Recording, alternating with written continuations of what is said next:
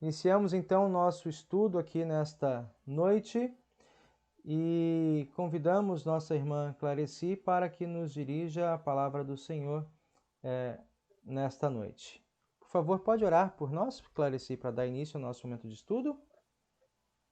Sim, oremos. Senhor Deus e Pai, muito obrigada por estarmos aqui reunidos em Seu nome, Pai. Te agradecemos por mais essa oportunidade que o Senhor nos dá. Venha, Senhor, abençoar o estudo desta noite e que o Seu Espírito Santo fale aos nossos corações, aos nossos entendimentos, para aprendermos mais um pouco da Sua palavra e conhecermos mais do Senhor. Venha nos conduzir o professor, as pessoas que estão ouvindo, que o Senhor nos acrescente sabedoria a cada dia. É o que eu te peço, Senhor, em nome de Jesus. Amém. Cantamos o hino de número 66.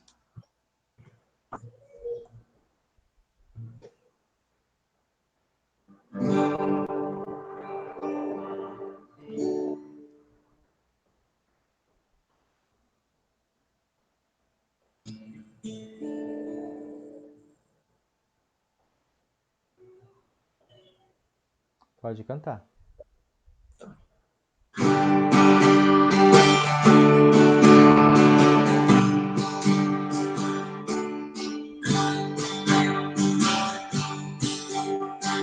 Exultantes adoramos, Deus da glória, Deus do amor. Nosso coração te abrimos, enche-nos de santo ardor. Bendize as nuvens frias, a tristeza, a noite atroz. Tua dona alegrias, o teu brilho luz em nós. Tuas obras anunciam teu imenso resplendor. Céus e terra, estrelas e anjos cantam hinos de louvor. Vales, montes e campinas, lindos prados verdes mar. Abre fontes cristalinas, vem conosco te adorar. Ó cristãos, em Pai os hinos que o universo quer cantar. De Jesus, o amor divino, faz-nos mais e mais amar. Jubilantes celebremos teu triunfo sobre o mal. Vinde alegres, exaltemos sua glória celestial. Então, seguindo com o nosso estudo, para este dia, nós vamos meditar nos textos da segunda e terceira petições, onde nós falamos na segunda petição, né? Venha o teu reino, e na terceira petição, seja feita a tua vontade, assim na terra como no céu. De um modo geral, nós queremos olhar, nos atentar para o que se entende com as expressões reino de Deus, quando nós chamamos para que esse reino venha, e também acerca da vontade de Deus, né? Como que essa vontade de Deus se faz também entre nós. Aqui nós queremos tomar algumas referências que o texto traz, né, que o estudo traz aí para nós. Lucas capítulo 11, versículos 1 a 13. Esse texto é onde Jesus está ensinando os discípulos, né, acerca da oração. Começa com o pedido dos discípulos, Senhor, assim como João Batista ensinou aos discípulos dele, né, ensina-nos a orar.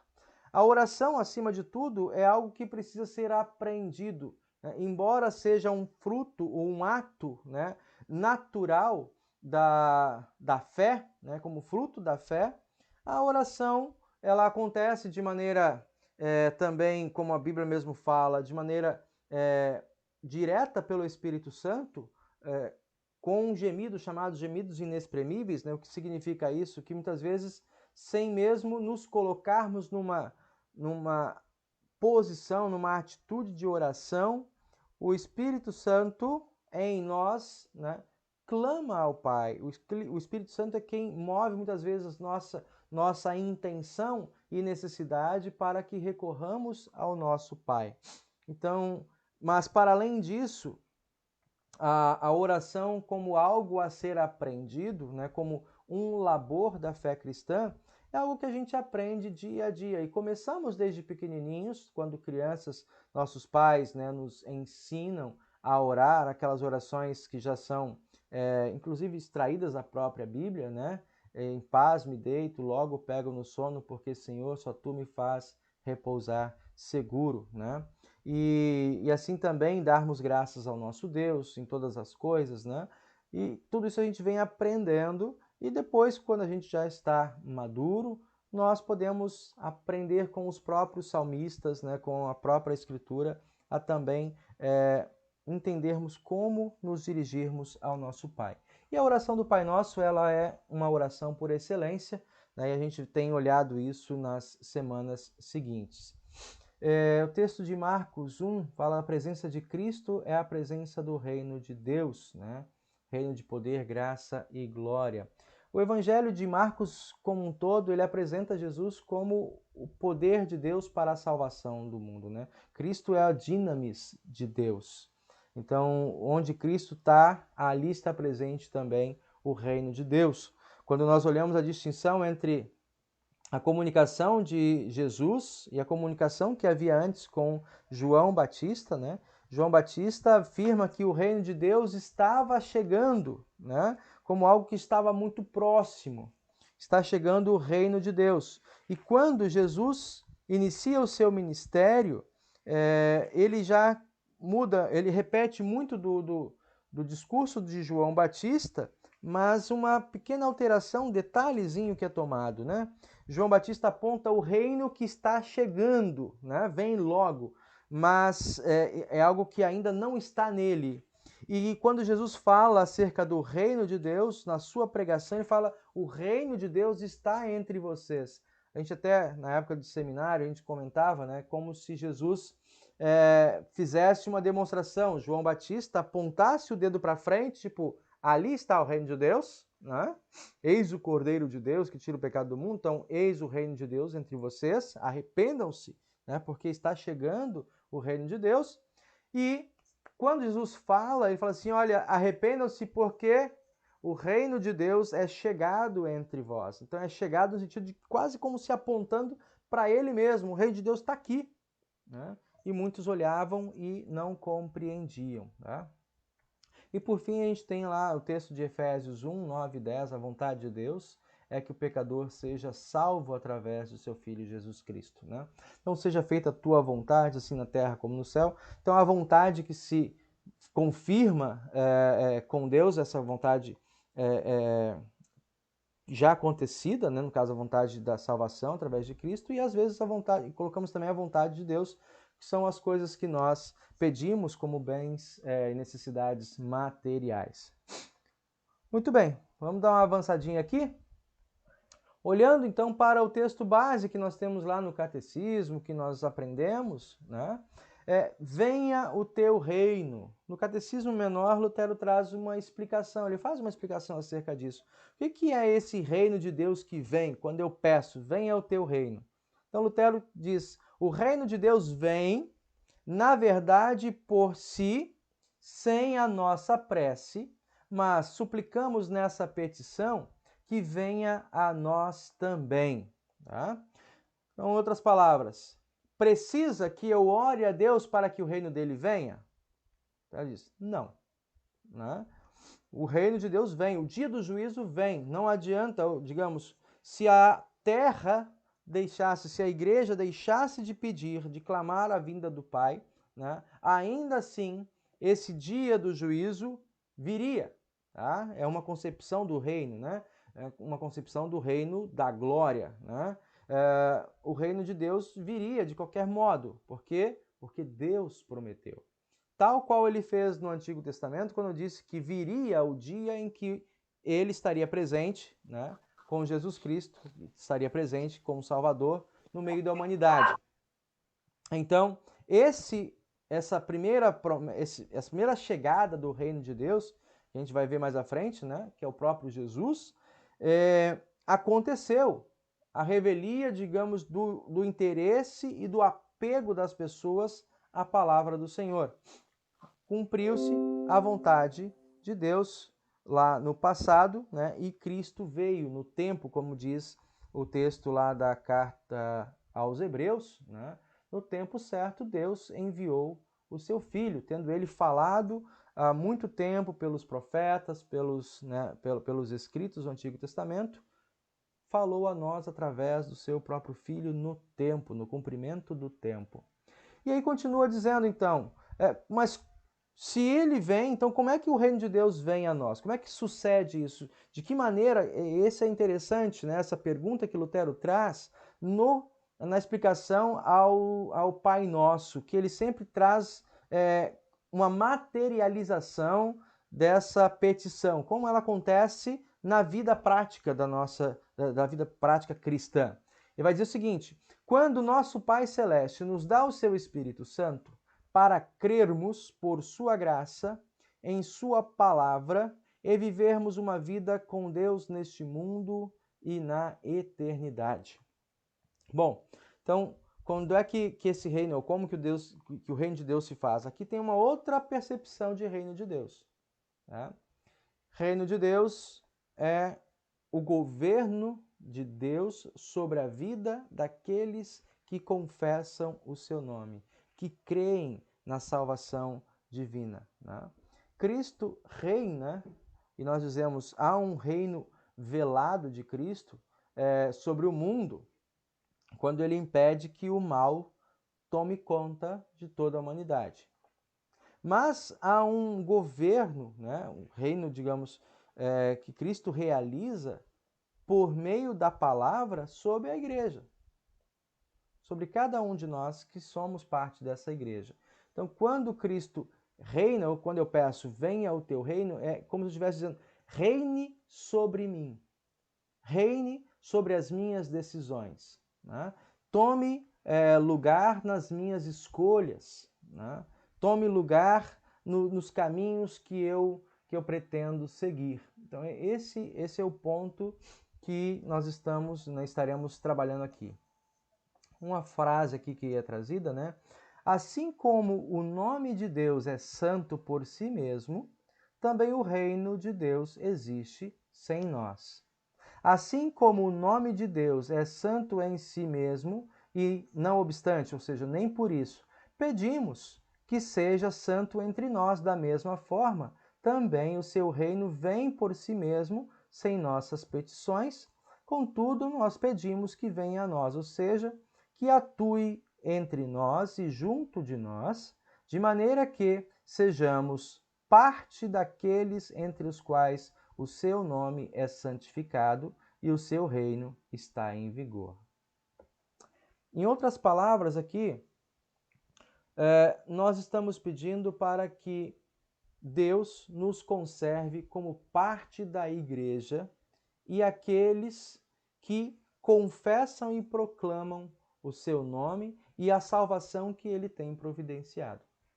Resumindo, basicamente é isso. Quando eu peço, venha o teu reino, Senhor, eu sou parte da tua igreja, né? Chamado pelo Espírito Santo, santificado e conservado nessa fé. Agora, mantém, né, a minha mente, mantém o meu espírito conectado para que já agora tu sejas Senhor e permaneças Senhor sobre a minha vida. Né?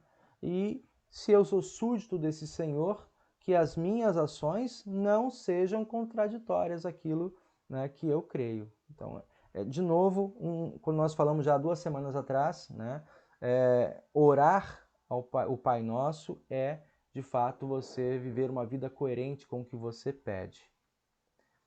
Aí a segunda parte, a gente vai depois entrar nas perguntas, né, que a gente está com um resumozinho.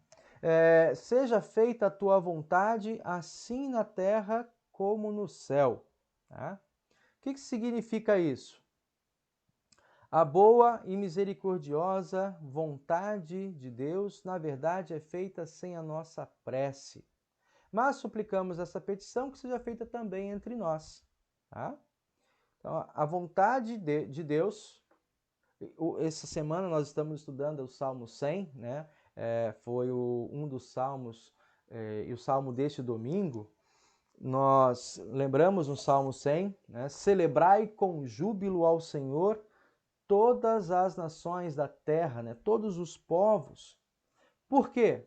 Porque o Senhor é bom, né? E a sua misericórdia, a sua fidelidade dura para sempre, né? De geração em geração a sua fidelidade. Hoje estivemos lá com Dona Josefina, levando a Santa Ceia para ela, e nesse encontro ali de família nós pudemos conversar um pouquinho sobre esse aspecto, né? Como que Deus revela, como é que nós conseguimos enxergar ou concordarmos com o salmista Davi, quando ele diz o Senhor é bom, né? A gente olha ao nosso redor, vemos tantas pessoas que consideramos pessoas boas morrendo, a pandemia em condições quase que incontroladas, milhares e milhares de pessoas sendo tomadas, né, do meio de seus familiares por conta dessa doença e outras tantas doenças, mas essa de maneira mais acentuada tem nos impactado ultimamente. E aí como é que a gente olha assim, o Senhor é bom, né? Como que eu enxergo a bondade de Deus diante disso, né? E conversando, a gente chegou a um consenso, né? De que a vontade, entender que a vontade de Deus é algo bom para nós,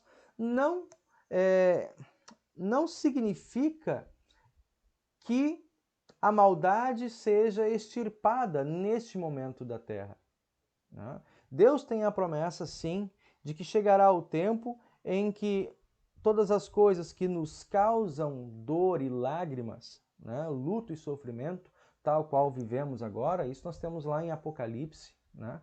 Chegará o dia em que tudo isso será apenas uma lembrança do passado. Porém, esse dia ainda não chegou, né? Porém, esse dia ainda não se cumpriu esse tempo, tá? E é por essa razão que nós olhamos hoje, né, tal qual o dia em que o salmista escreveu esse texto.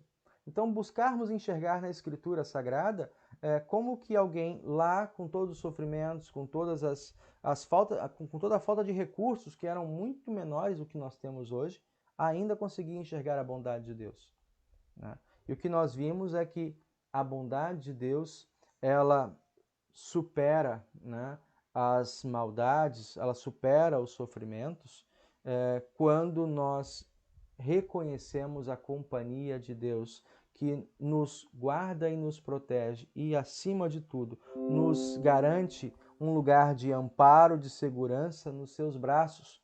Quando nós, no mesmo salmista, né, podemos ou tomamos a palavra do Senhor e dizemos, né, o Senhor é o meu pastor, nada me faltará. Ainda que eu ande por um vale escuro como a morte, não temerei mal algum. Ou seja, mesmo nas dificuldades, né, mesmo nas dores e sofrimentos, nas lutas e tribulações que enfrentamos neste mundo, nesta vida, saber que temos um Deus que nos acompanha, isso, né, nos dá alegria e ânimo para seguir avante.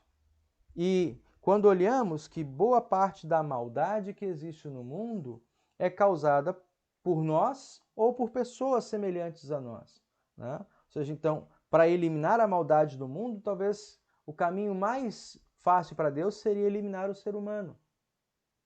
Mas Deus ama o ser humano.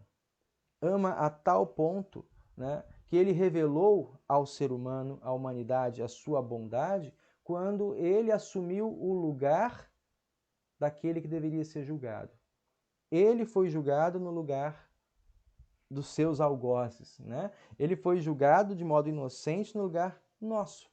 Quando nós confessamos também isso, já estudamos isso algumas semanas atrás, lá no segundo artigo do Credo, né? Então, entender a vontade, a boa e misericordiosa vontade de Deus, na verdade, se faz sem a nossa prece. Mas nessa petição eu peço que ela seja feita também entre nós. E aí ele entra, né? Como é que isso acontece no meu dia a dia como cristão, né? Aí a gente ouve aqui, né?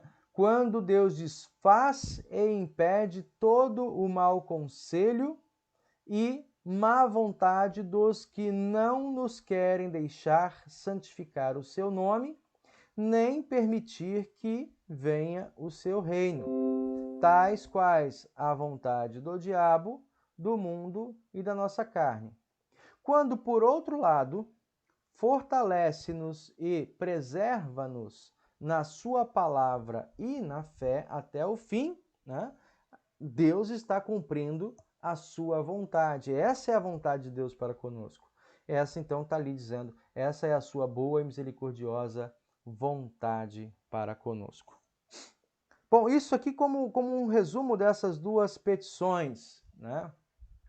Eu tenho dito para vocês que, particularmente, nesse mundo de liberdades que nós vivemos, essa petição, essa terceira petição, é para mim uma petição singular em termos de desafio à fé, né?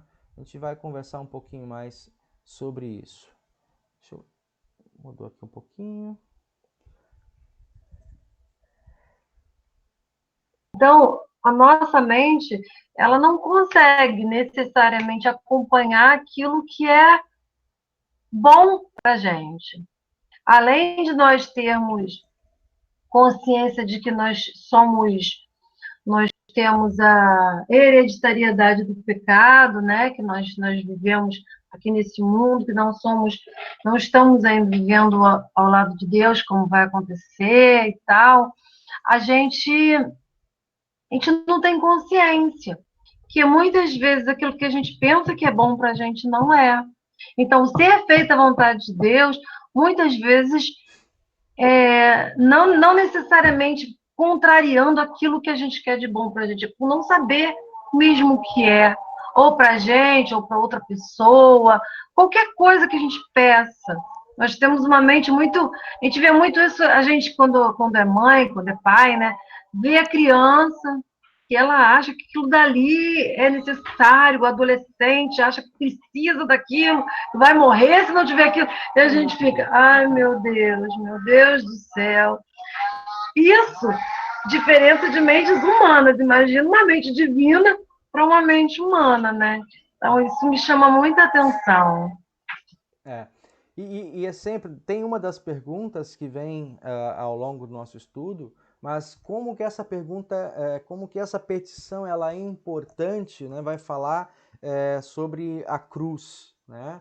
A colocar-se, né? Ou pedir, Senhor, faça a tua vontade, também implica em assumirmos o que Cristo diz, né? Quem quer ser meu seguidor, né, deve tomar a sua cruz e seguir, né? Se não estiver disposto a tomar a sua cruz e me seguir, não é digno de mim. Essa petição, a gente vai ver mais à frente, ela envolve exatamente isso. Quando eu oro no Pai Nosso, seja feita a tua vontade, né, eu estou pedindo, por outro lado, em outras vias também, que a minha vontade seja sempre submissa à vontade de Deus, né? E isso é mortificar a carne, né? Isso é assumir a cruz. Nós, como discípulos de Cristo Jesus, nós dizemos claramente, né, que a vontade do Senhor é boa, e você está mostrando com esse exemplo bem prático assim, da residência, né? A maturidade dos pais sobre os filhos, né, dão aos pais esse lugar também de não dizer sim para tudo quanto os filhos pedem, né? Porque nem tudo o que pedem necessariamente é bom, é saudável para eles, né? Então, como pais, nós sabemos disso, dessa nossa responsabilidade, desse zelo em dizer agora sim, né, ainda não. Então essa diferença também nós, como cristãos, e aí em nossa caminhada de fé, de maturidade, de ensino também às novas gerações, lembrarmos e ensinarmos isso. O nosso Pai do céu, que muito melhor do que nós, e a Bíblia fala isso, tem a parábola que Jesus conta, se não me engano, em Mateus, mas a parábola que Jesus conta do juiz iníquo, né? E a mulher que insistia. Então ela vinha, pedia, insistia com a sua necessidade, com a sua causa diante do juiz, e o juiz atende ao seu pedido, diz o texto. O juiz fez isso não porque ele era bom, porque na verdade ele era conhecido como um juiz, né, desonesto, iníquo, mas ele o fez pela petição, né, pela petição daquela mulher. E aí fala assim, muito mais o Pai Celeste, né, não vai deixar faltar nada para vocês, porque Ele é bom. Nós estamos falando já no início, né? Ele é bom, conhece a nossa necessidade e nos socorre, né, quando estamos aflitos. Muito bem, vamos lá seguir então com o nosso estudo aqui, ver algumas questões que vão aparecendo e tentar conversar sobre algumas delas, dizendo assim, as questões estão colocadas como parte do estudo dirigido, né? Mas não precisamos nos ater a essas questões, podemos levantar outras questões, tá? À medida em que percebermos necessidade de esclarecer algum ponto. Então, primeira coisa, né, que vem conversando, o que é o reino de Deus? Como é o reino de Deus?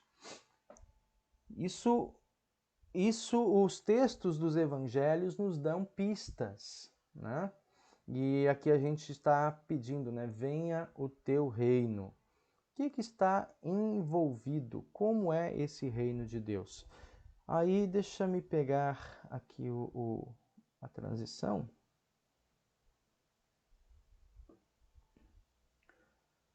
A transição aqui dos slides.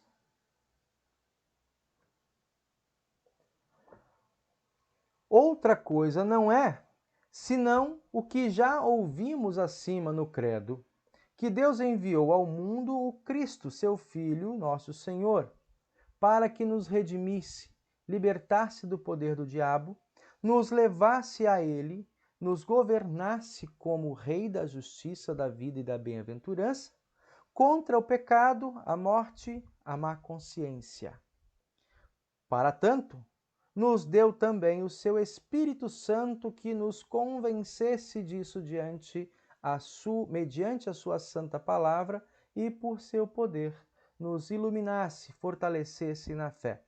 Pedimos, por conseguinte, aqui, em primeiro lugar, que isso tome efeito entre nós e que, de start, seu nome seja exaltado pela santa palavra de Deus e por uma vida cristã, tanto para que nós, para aceitarmos isso, permaneçamos e diariamente progridamos, como também para que alcance assentimento e adesões entre outros homens e marche poderosamente pelo mundo todo, a fim de muitos deles trazidos pelo Espírito Santo virem ao reino da graça e se tornarem partícipes da redenção, para que desta maneira todos juntos fiquemos eternamente em um só reino, agora principiado.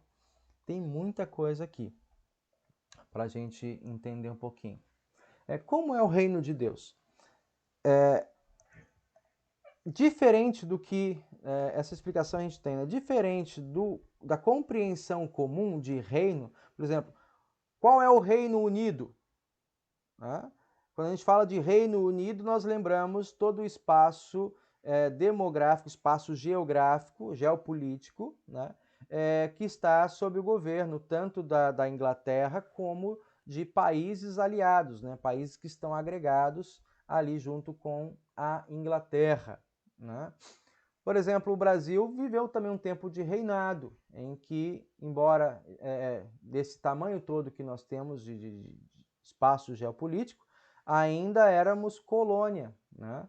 Reino de Portugal.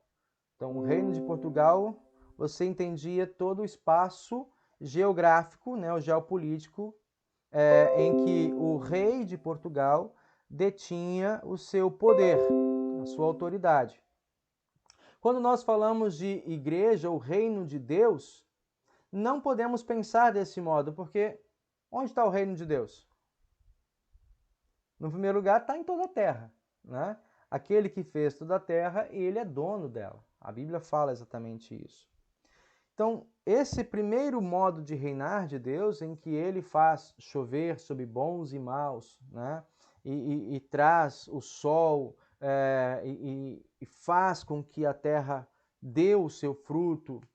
Bom, isso é da vontade de Deus dentro do seu modo de reinar sobre toda a terra e o universo em equilíbrio. Mas nós estamos discutindo aqui um outro modo de reinar de Deus, em que Deus faz governo, né, sobre a vida daqueles que são seus súditos. E aí é um reinado muito que não se prende a um contorno geográfico. Tá?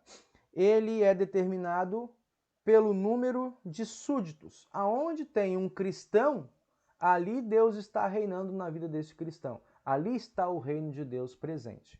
Tá? Como? Como é que isso vai se manifestar? Aqui está dizendo, dando algumas pistas para nós. Né? O reino de Deus se manifesta quando a sua palavra é pregada, e essa palavra que revela, imediatamente revela Jesus Cristo, né, como Salvador. No ensino da palavra, e onde a palavra é estudada, as vidas que são tocadas por esta palavra, né, ali está sendo manifesto o reino de Deus, o governo do Senhor. Tá? Então, esse que nós chamamos de o reino de Deus que se manifesta agora. Né? Fala-se também aqui de um reino de graça. Né? O que é esse reino da graça? Quando a gente lembra a graça, sempre remete à nossa memória a ação de Deus de oferecer ao mundo aquilo que o mundo não merecia. De oferecer às pessoas, né, a salvação que, sem a ação de Deus, o mundo, as pessoas no mundo, não iriam receber. Então, o reino da graça é esse modo de Deus trabalhar e servir o mundo com o anúncio da salvação em Cristo Jesus, né? Pela fé, sem as obras. Então a gente vive esse reino da graça em que Deus está oferecendo, dando oportunidade de arrependimento, oportunidade de salvação para todas as pessoas até o dia do juízo. Ou como a gente está vivendo agora, um tempo grande e de intenso número de óbitos, né? Quando é dado também o tempo da graça? Até o último momento de suspiro da nossa vida. Quando nós morremos, né, quando a vida nos é tirada, aqui se extingue o reino da graça. Né? Ou seja, não há mais oportunidade de salvação. Então, enquanto tem oportunidade de salvação, essa salvação, como um presente de Deus, está sendo manifesto aqui o reino da graça do Senhor. Por fim, vamos falar mais à frente de outro modo de reinar, né? O reino do poder e o reino da glória. Mas vamos dar uma avançadinha aqui, um pouquinho. Por que é importante distinguir entre igreja e reino de Deus? Tá? Então, essa é uma pergunta aqui interessante. O que está dizendo aqui para nós? É importante observar que a igreja não tem o reino de Deus na mão. O reino é independente em relação a nós.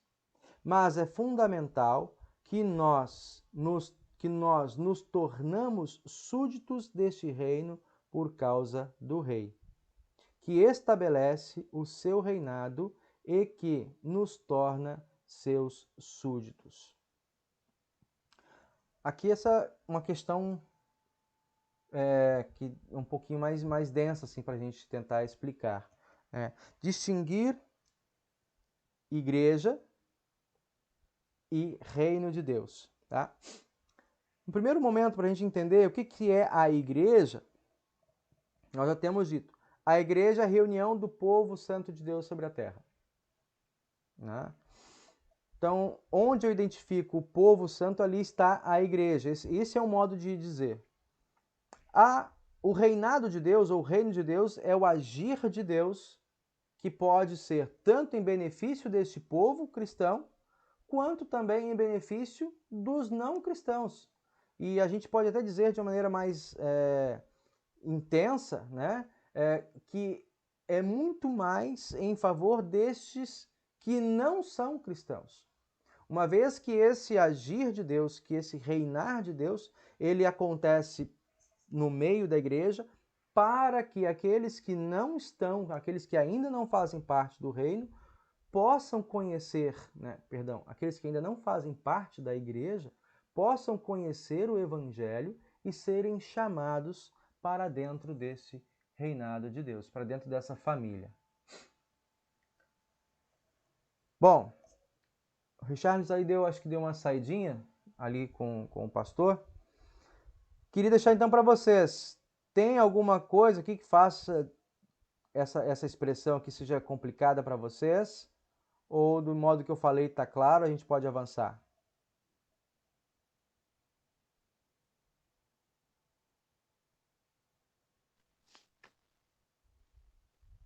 Pode avançar, pastor. Muito bem. A gente vai pegando aqui, depois a gente levanta algumas outras coisas que porventura não tenham ficado claras ainda. O reino de Deus neste mundo é descrito como sendo a presença de Jesus. Onde encontramos Jesus conforme Lutero? Tá? Então, o reino de Deus, como diz aqui, está colocado, é um modo de ver Jesus agindo, a ação de Jesus para a salvação das pessoas, né? No mundo. Onde encontramos Jesus conforme Lutero? Conforme Lutero, esse Cristo que subiu aos céus e ele afirmou, eis que eu estou convosco todos os dias. Então ele pergunta, essa afirmação de Jesus não foi uma afirmação retórica. Quando Jesus disse, eu estou com vocês todos os dias até a consumação dos séculos, não foi de modo retórico. Tá? Cristo está presente. Só que, diferente das nossas condições de nos fazermos presentes entre as pessoas, Cristo Jesus, como Deus, excede essa necessidade, por exemplo, que nós temos de nos colocarmos em apenas um único lugar. Né? A cada momento, né? Não conseguimos ocupar dois lugares ao mesmo tempo. Então, o contrário de nós, Jesus Cristo consegue, né? Sendo Deus. Mas de um modo bem prático e instrumental, como Lutero deixa e gosta sempre de colocar isso para nós, Cristo se faz presente, aqui eu gostaria de dar uma lida aqui nesse texto, né? O reino de Deus está onde a palavra e os sacramentos são administrados, no meio do seu reinado, estabelecendo os súditos. Né? Então, onde encontramos Jesus? Encontramos Jesus nos meios da graça. Eis que estou convosco todos os dias até a consumação dos séculos. Quando eu encontro Jesus? Quando eu encontro na sua palavra a presença dele, a sua palavra de acolhida, de força, de ânimo.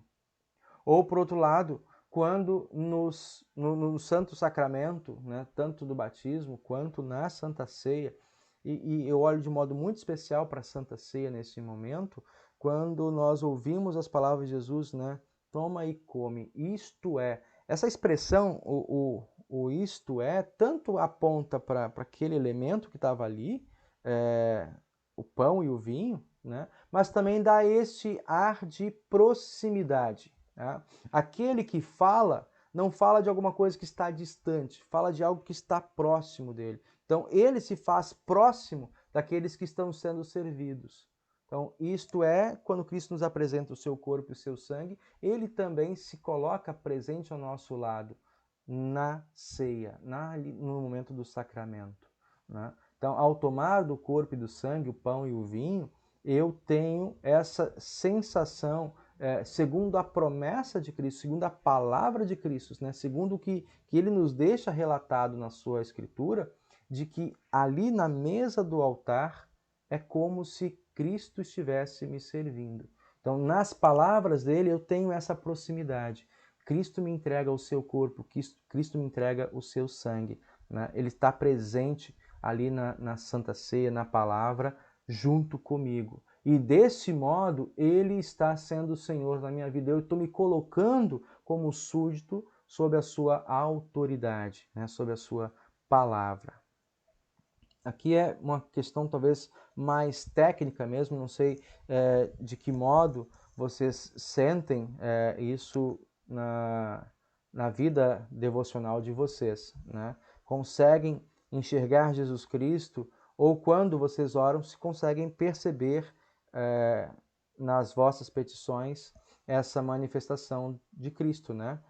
Venha o teu reino significa, Senhor Jesus, fica aqui pertinho de mim.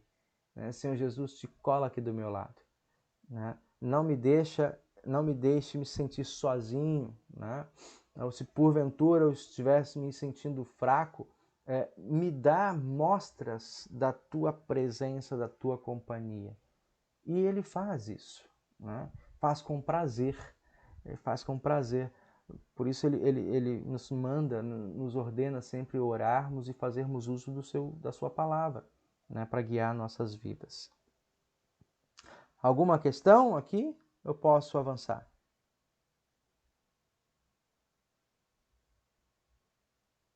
Bom, então vou avançar. Qual é o papel do Espírito Santo no estabelecimento do reino de Deus? Nós estamos vendo, por enquanto, aqui algumas citações de que, de fato, o Espírito Santo, que Jesus Cristo se faz presente quando a palavra aponta para ele, né, como aquele que nos perdoa, que nos absolve da culpa dos nossos pecados. Quando a palavra aponta para ele, né, e a sua autoridade no sacramento, ao dizer no pão e no vinho, né, temos o corpo e o sangue, é a figura de Jesus, né, aquele que ressuscitou dentre os mortos, e por isso também na certeza de que assim como ele ressuscitou, também nós ressuscitaremos. Esse aponta para Jesus. Aí vem a segunda questão, né? Está aqui na questão 4. Como é que o Espírito Santo participa disso? Qual é o papel do Espírito Santo, né, em firmar, em materializar, concretizar esse reino de Deus aqui entre nós? E no texto vai dizer alguma coisa aqui para a gente. Por exemplo, o estabelecimento do reino de Deus agora se dá única e exclusivamente através da ação do Espírito Santo, que junta os participantes do reino através do Evangelho. Portanto, o reino de Deus está escondido nas consciências dos pecadores que apelam ao Evangelho para que possam abandonar a velha natureza, como argumenta o apóstolo Paulo lá em Gálatas 5, 19 a 23.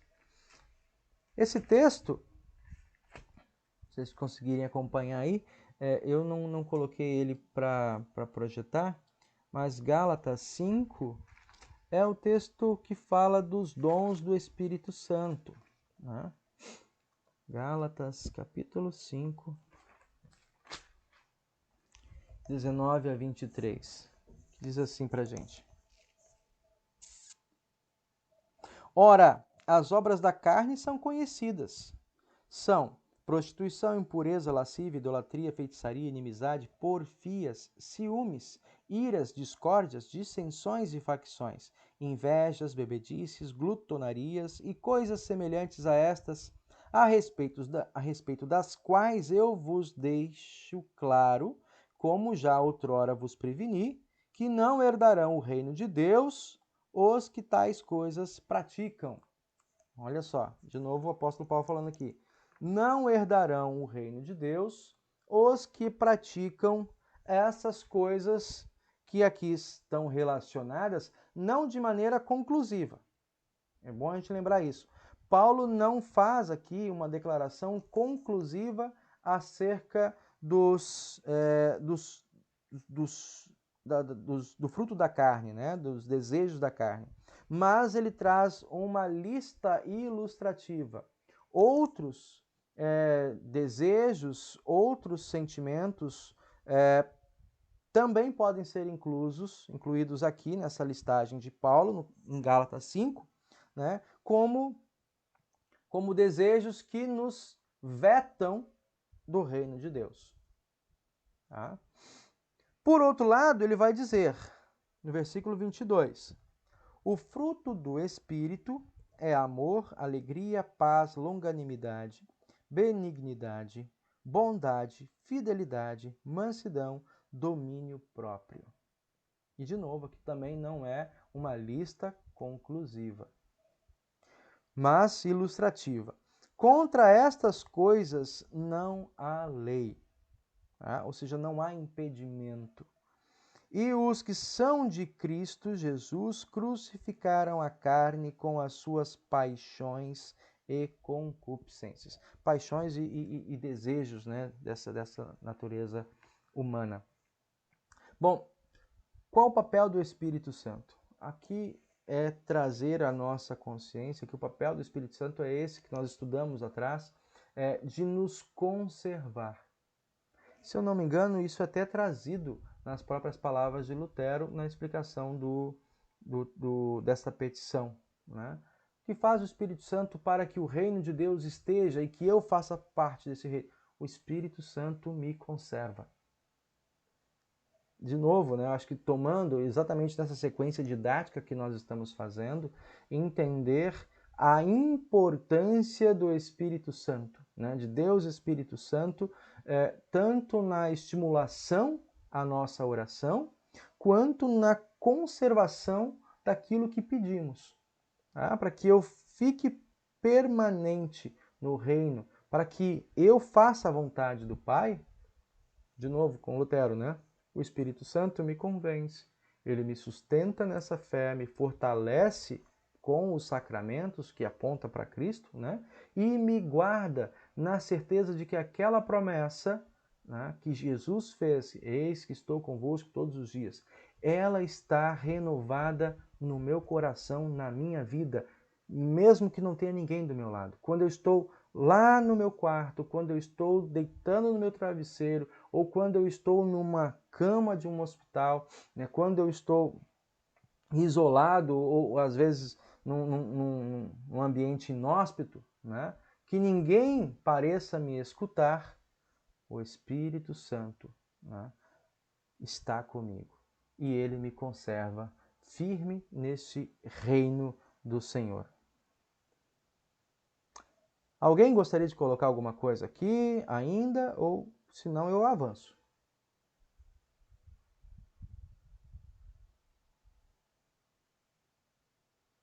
Muito bem. Como Deus continua em missão através do seu reino? Essa é uma questão missiológica aqui para se conversar. Como que Deus continua em missão através do seu reino? E aí, a proposta que traz aqui o nosso texto é: Deus continua em missão sempre que o pecado entra em nossa vida. E aí, faz sentido, né? Nós continuamos, né? Necessitamos ser reconvertidos quando nós confessamos os nossos pecados, quando nós reconhecemos as nossas falhas e limitações, ou seja, características da nossa humanidade, que não estamos ainda no além, né? Estamos no aqui, agora, e por estarmos aqui que precisamos voltar continuamente a nos encontrarmos com o nosso Deus, com o nosso batismo, né? Com os sacramentos. Então é esse reencontro. Deus é quem faz isso. Então a missão do Senhor continua, tá? Não mais a missão de Cristo em nossa vida, mas a missão do Espírito Santo. Né? Esse é um detalhe interessante. É importante que a ação de Deus, né, essa ação de Deus para a nossa conversão é algo fora de nós. Foge ao nosso controle pela presença da palavra, Cristo Jesus. Somos confortados com o estabelecimento do reino de Deus pela presença do Espírito Santo. tiramos um extrato aqui, acho que foi muito bem tirado, não sei se foi eu ou o Richard que tiramos esse extrato do texto, mas ficou, para mim, assim, ficou bem claro. Mas como é que Deus continua a sua missão, né? A missão do reino é essa de entender que nós, embora salvos, né, pelo batismo, pela ação de Deus, né, Jesus, e por Jesus Cristo no batismo,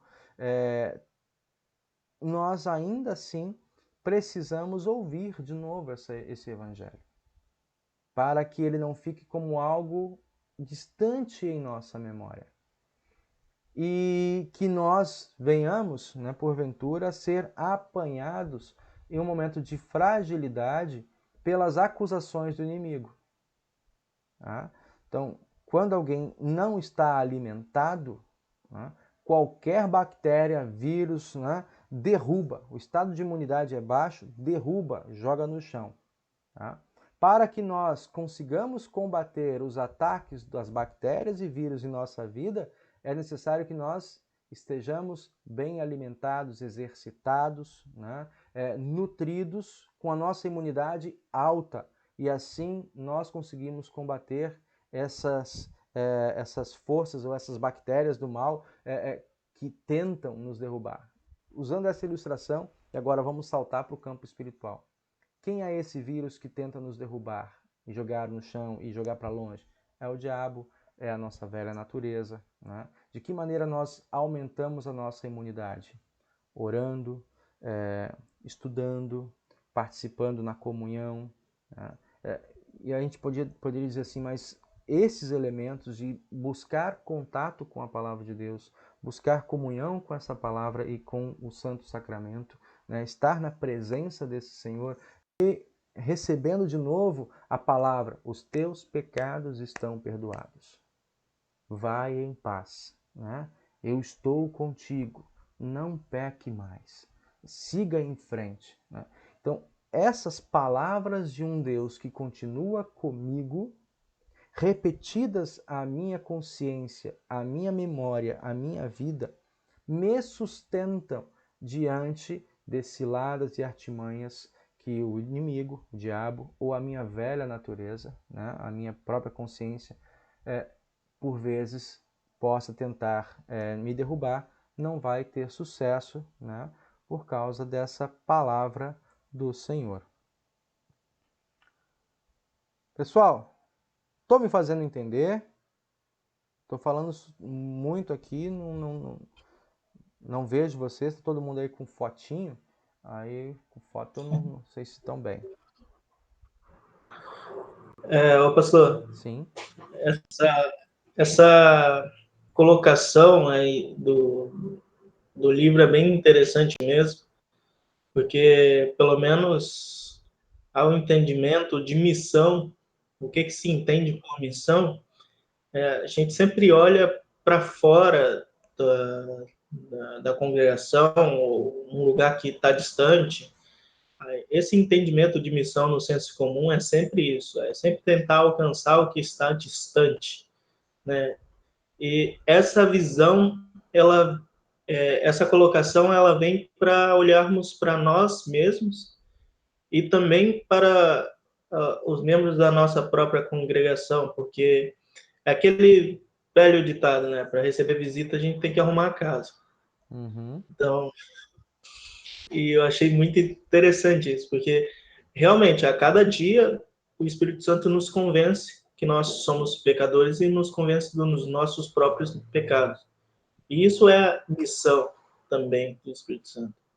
E eu queria destacar isso porque geralmente a gente pensa em missão como sendo algo muito longe, né? Não, preciso fazer missão. Eu vou lá para os povos lá da África. Tá, também, isso também é missão. Uhum. E é importante um outro aspecto do Espírito Santo que faz missão comigo. Então, se às vezes eu me sinto assim, suficientemente bem, né, de modo que eu não me sinta necessitado de orar, de louvar, de estar na presença. Se isso é algo que não faz falta para mim, aí inclusive a gente tem, né, no nosso inário luterano, colocar aqui uma imagem. Nosso Seminário Luterano a gente tem que, se você não está sentindo no exame de consciência, né? Se você não sente falta, não sente fome dos meios da graça, né? Uma coisa está errada.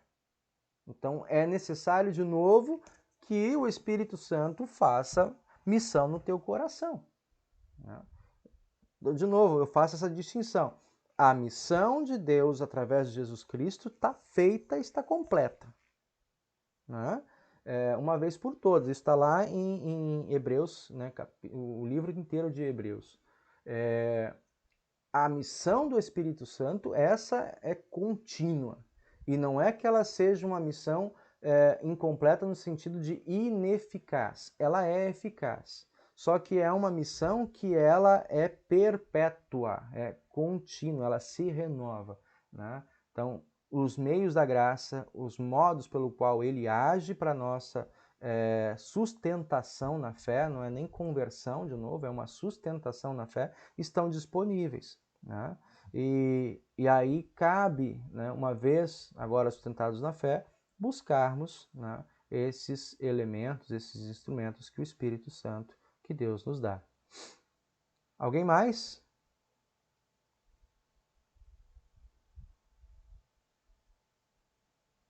Claudinha? Não? Clarice eu não vejo, não sei se ela hoje está trabalhando, às vezes ela está trabalhando aí, acaba não falando. Dona Rosário também, tá só o bonequinho. Mas vamos lá. Como distinguir o reino de Deus através do seu poder e da glória? As perguntas do professor nesse tema do Pai Nosso são mais da academia, né, do que talvez do nosso dia a dia. Mas vamos lá. Como distinguir o reino de Deus através do poder e glória, né? Para a instauração desse reino de poder, nossa fé se agarra à petição pedindo por mais certeza do seu estabelecimento. Fé pede mais fé. Essa é a fonte e a certeza de que estamos participando do reino. Não por nós mesmos, mas pela iniciativa do reino poderoso do Deus triuno. Portanto, o reino de Deus está onde a palavra e os sacramentos são administrados, no meio do seu reinado, estabelecendo os súditos. Eu penso, a partir daqui, fé pede mais fé. Acho que foi eu que trouxe esse trecho do texto, né? Quando vem trazendo assim, o reino de Deus estará a instauração do reino do poder. O modo, né, a ação de Deus, o agir de Deus, essa dinamis da conversão, essa dinamis de Deus para que o seu nome, a sua presença esteja firmado entre nós. Então, como é que isso se dá? Quando eu peço fé. A fé que se alimenta nessa, né, essa certeza, que nós já vamos para redundantes, mas assim, o reino do poder é colocar essa autoridade de Cristo para realizar e sustentar a cada um de nós na sua fé, nessa fé salvadora.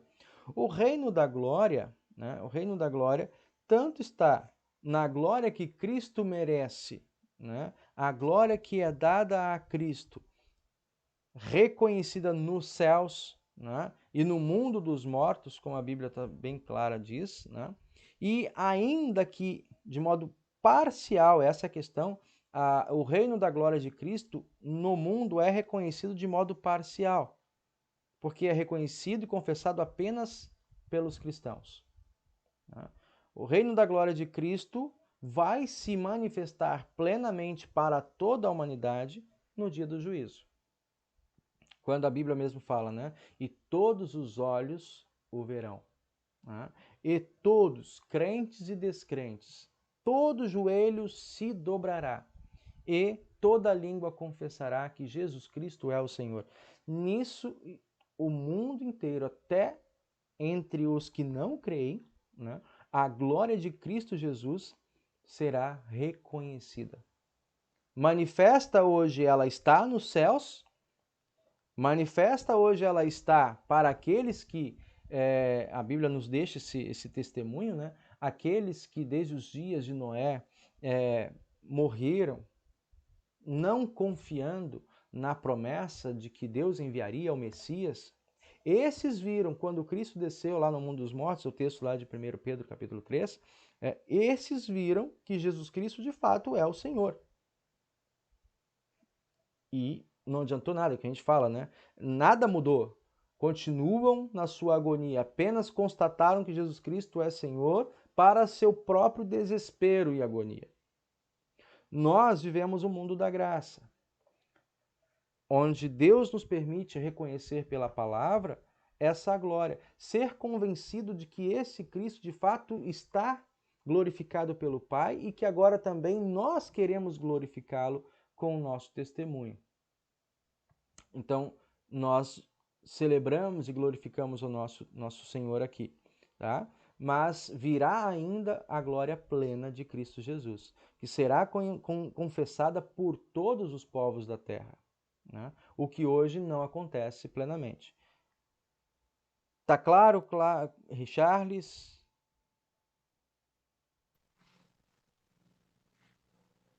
Dona Rosária? Sim, pastor.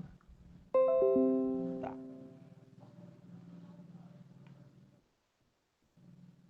Vamos ver aqui um pouquinho mais. Tem mais uma frase aqui para nós.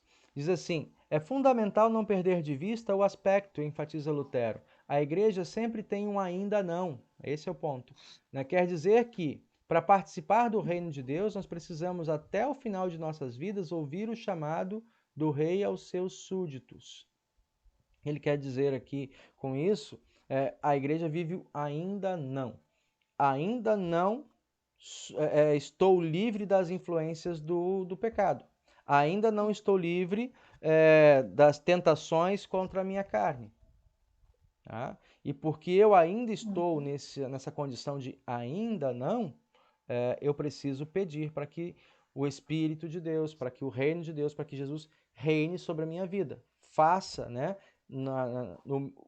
faça da minha vida a vontade dele e não a vontade da velha natureza. Então, essa luta constante que a gente vive, que o apóstolo Paulo relata também da sua vida, né? Da vida do cristão. Quando ele, no final da carta ao Timóteo, ele fala assim, que ele contempla, o apóstolo Paulo, na iminência da sua morte, contempla a recompensa, quando ele vai assim, combati o bom combate, é o texto que nós lemos semana atrasada, né? no velório de nossa irmã. Combati o bom combate, né? Cheguei ao final da corrida, completei a corrida, né? Guardei a fé, né?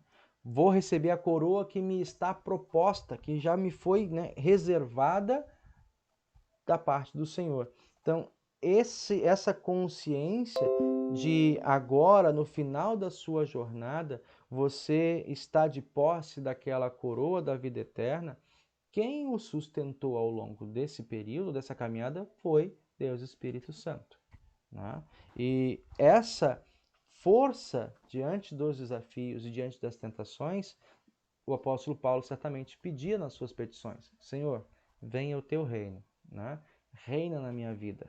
Me ajude para que eu não desista, para que eu não esmoreça, né, para que eu não seja tropeço, especialmente para os que estão chegando agora na tua família, que estão fazendo parte do teu povo, né, a tua igreja. Então, essa provavelmente fosse uma das orações que o apóstolo Paulo, né, como tantos líderes da fé, sempre fizeram, que essa é a nossa petição, né, para que a gente seja como espelho de Cristo e não pedra de tropeço para os que chegam ao Senhor. O que é o céu? A questão que vem colocada aqui: o que é o céu? Essa eu vou deixar vocês responderem.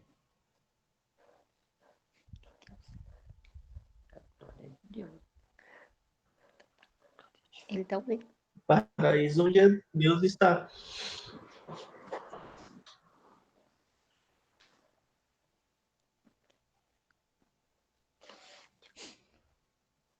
Então o céu é aqui.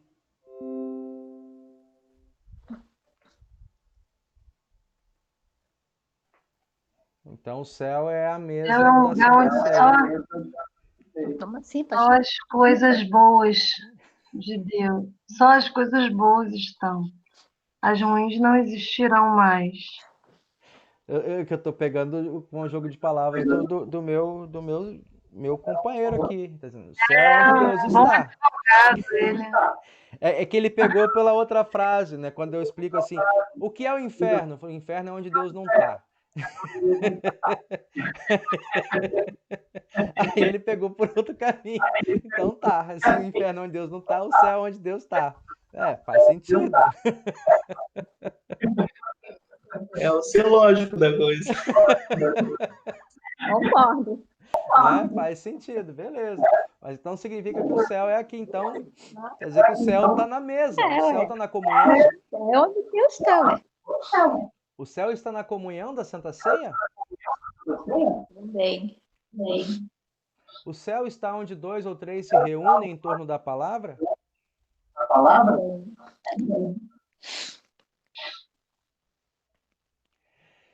Irmãos, nós temos algumas expressões acerca do céu. Eu trouxe ali o texto para vocês, né? Que é o Deus, texto de Lucas, né? No reduto. Quando o Lázaro, né? Ele morre e ele vai ao céu, né? Onde é esse lugar que Lázaro está? Né? Ele está na companhia do Senhor, onde já não mais é tocado pelas dores e sofrimentos que ele vivia aqui, enquanto nesse reino terreno, né? Então, é muito... Eu gosto disso, dessa palavra, né? Eu posso, de fato, na Santa Ceia, eu sou aproximado desse céu, da comunhão do Senhor, né?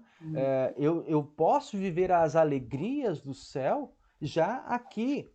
Sim, isso, né? O Richarlison não está errado. Eu posso ver as alegrias do céu já aqui. Eu não preciso esperar para que somente depois que eu morrer, que eu vou experimentar o céu. Não. Tá? Uma vez que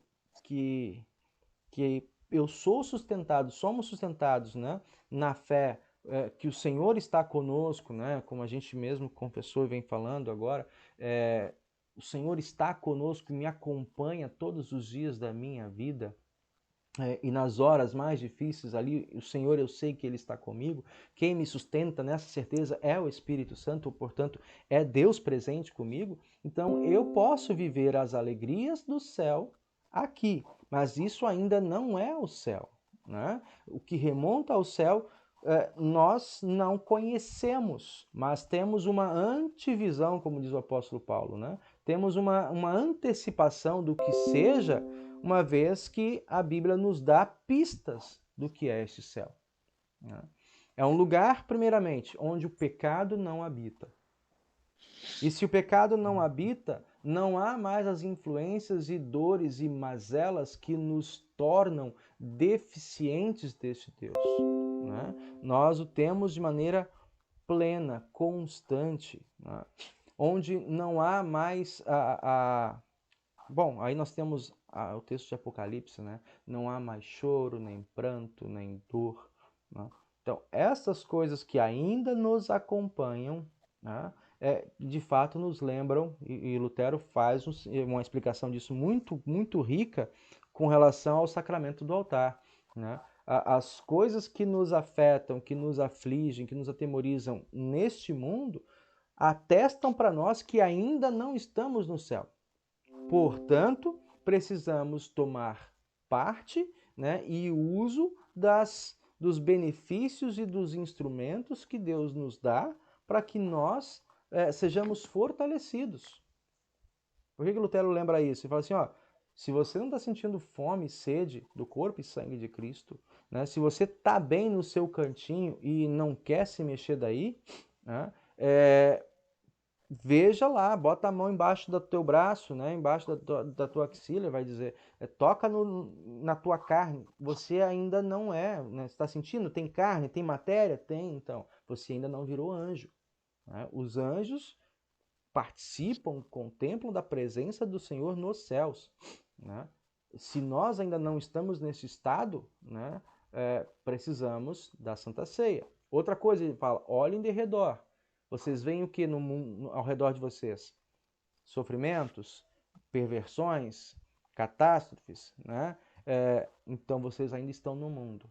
E se estamos no mundo, precisamos nos fortalecer, né, daquilo que Deus nos dá, ou seja, a sua palavra, seus sacramentos, né? Essa a importância que já lá na Idade Média, ao longo de toda a história da igreja, até que Cristo volte, né, precisamos valorizar e constantemente, né, tomar o uso dos instrumentos que Deus nos dá para combatermos o bom combate nessa jornada até que entremos na glória. Então, essa caminhada que o Senhor nos dá. Vamos seguir aqui? Por que a vontade de Deus é cruz? Essa aqui é a pergunta, acho que essa é a última, deixa eu ver. Não, é a penúltima. Mas aqui estamos chegando à pergunta que eu gosto nesse texto, né? Por que a vontade de Deus é uma cruz sobre o cristão? Vou só dar aqui a dicasinha. Diferente do que muitas vezes estamos acostumados, a presença de Deus através da palavra e da fé... Eita, sumiu. Calma aí. Da palavra, requerem que a vontade de Deus seja feita e não a nossa. Assim, firmeza e perseverança na palavra são requeridas nessa petição, para que o nome de Deus e o seu reino permaneçam hoje e eternamente. Então, gostaria de passar para vocês. Porque, no entendimento de vocês, a partir daquilo que a gente está lendo aqui, podemos justificar que a vontade de Deus é uma cruz sobre o cristão. Eu acho que é porque ela quebra a nossa vontade, quebra o nosso desejo por muitas vezes, e isso é duro, isso é pesado. Eu vejo dessa forma, não sei se é por aí. É por aí, sim. É por aí, sim. Quem mais? Quem pensa semelhante, corrobora, complementa, né? Mas é esse mesmo caminho. Gostaria de ver vocês. Eu também penso igual a Cláudia, né? Ah, Clarice, não a Cláudia. É a Cláudia mesmo. Cláudia. Entendeu? O Diogo falou, né? Entendeu, pastor? Eu penso também como ela, né? Uhum. Acho que ela está certíssima aí na tua convicção. É isso Que é uma mesmo. busca diária da gente sobre as coisas do mundo, certo? É uma uma renúncia luta, que a gente né? tem que fazer. Da nossa natureza humana vai Nossa sempre natureza de contra a vontade pecado, Deus, então a vai gente tem ser que sempre sempre renunciando e Dioguinho falou seguindo que a a cruz. nossa natureza humana vai sempre contra a vontade de de Deus. Deus. É. Então a gente tem uma luta constante, né? Sim, Do sim. pecado e a fé. Pecado e fé, constantemente. Outras vezes, talvez nem seja por pecado, eu vou dizer. Eu vou contar uma história, eu não sei se já contei para vocês outras vezes. Eu participei uma certa vez de um velório. Vocês não conhecem, mas não vou dizer porque isso aqui tá rolando, vai rolar agora para o mundo inteiro. Mas eu participei certa vez de um velório em que um casal, né, estavam na estrada e aí de um acidente que aconteceu, o motorista estava dirigindo e tal, e no acidente que aconteceu, a esposa dele faleceu, né? E diante do velório, né, diante da toda aquela comoção, de alguma maneira, eu não sei, eu não estava dirigindo com ele, não sei exatamente porquê, mas o que a gente pôde observar é que, de alguma maneira, ele ficou muito comovido e sentindo-se responsabilizado pela morte da esposa. E por seu amor, por sentimentos ali digamos, de responsabilidade, uma vez que também as crianças, né, que tinham ficado desse relacionamento, essa pessoa achou assim, olha, Deus tem que levar a mim, né? Deus, leva a mim e deixa a minha esposa. Né?